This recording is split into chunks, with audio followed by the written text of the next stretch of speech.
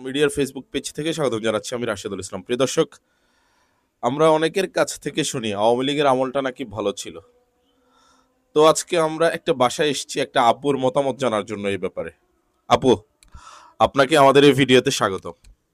Welcome. আহ, অনেকেই বলছেন যে আওয়ামী লীগের আমলে নাকি মানুষ ভালো ছিল, এই ব্যাপারে আপনার মতামত কি? অবশ্য ভালো ছিল। এখন আগে সব কিছুর দাম কম ছিল, আর এখন অনেক কিছুর দাম বেড়ে গেছে। তাই দাম বাড়ার কারণে মনে করতেছেন যে আপনারা ভালো আছেন? না, আমরা ভালো নেই।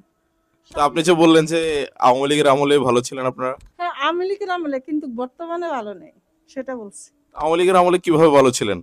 তখন দাম কম ছিল সবকিছুর দ্রব্যমূল্যের, এখন দাম বেশি। তাই আমরা দেখেছি যে তেলের দাম একদিনে 42 টাকা বেড়েছে, তখন তো আপনারা কোনো কথা বলেন নাই। তখন কথা বলার সুযোগ পাইনি, এখন পাইছি। কেন সুযোগ ছিল না কেন? তখন কিভাবে বলবো, সুযোগ ছিল না, কারণ গুম করে ফেলতো, খুন করে ফেলতো। তাই ঘুমের ভয়ে খুনের ভয়ে তখন বলেন নাই? হ্যাঁ, আর এ- এখন তো কিছু হয় না, এই জন্য বলিনি। দেখেন এখন মুক্তভাবে আপনি কথা বলতে পারতেছেন, হ্যাঁ, এরপরেও বলতে প্রতিবাদ করতে পারি, সবকিছু করতে পারি, এখন নিঃস্বাধীন। এরপরেও বলতেছেন আওয়ামী লীগের আমল ভালো ছিল। ওই যে দ্রব্যমূল্যের জন্য। একটা জিনিসের দিকে বিবেচনা করে বলতেছেন যে শেখ হাসিনার আমল ভালো ছিল। হ্যাঁ, সুসময় বলতে মানুষ আগে পার। খেয়ে বাঁচলে না, পরে হয়েছে স্বাধীনতা, তাই না? খেয়ে তো বাঁচি না, পরে কিভাবে স্বাধীনতা? তার মানে হচ্ছে আপনার কাছে বাক স্বাধীনতার থেকে এই পেটের যে স্বাধীনতা এটা অনেক বেশি দামি। হ্যাঁ। তাই হ্যাঁ।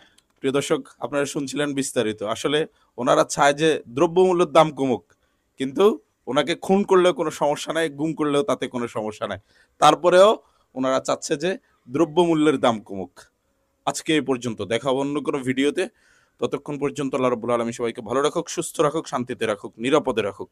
আল্লাহ হাফেজ।